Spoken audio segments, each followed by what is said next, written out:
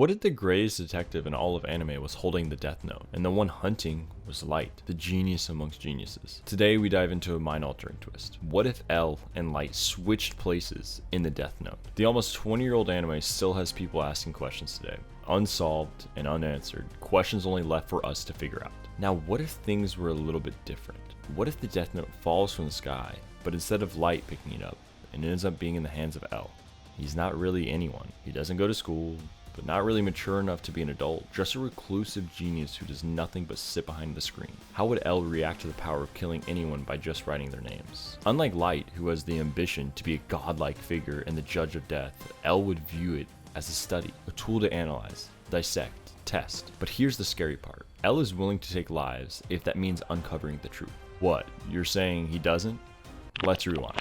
2、1。A risk of someone's life to find out the truth. Yes, he's willing to make that. So what starts to be a study can quickly turn dark.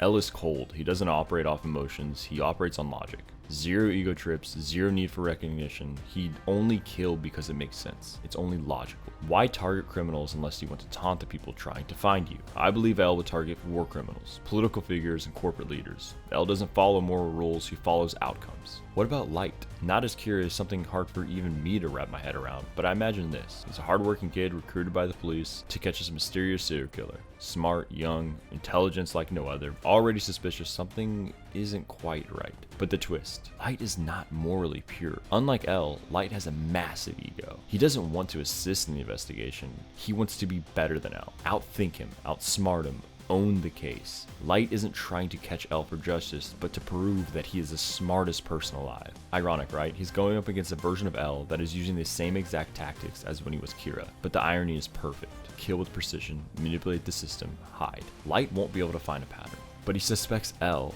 How could he prove it? In the show, you can see L play defense most of the time, trying to bait Light into making mistakes or doing something that would make Light known. But now, L is on offense. He's taking away threats before they emerge, no slip-ups, zero broadcasting, and no showmanship. Light's forced into a corner. He tries to set traps, but L is already a few steps ahead. He tries to expose him, but nobody suspects L, the detective on the investigation, to be the killer. The story is psychological. This is where Light starts to lose control. He can't be a hero because he can't prove anything and is constantly a few steps behind. How do you stop a killer that leaves no evidence? His thoughts and obsession with winning grows, but slowly the gears start turning.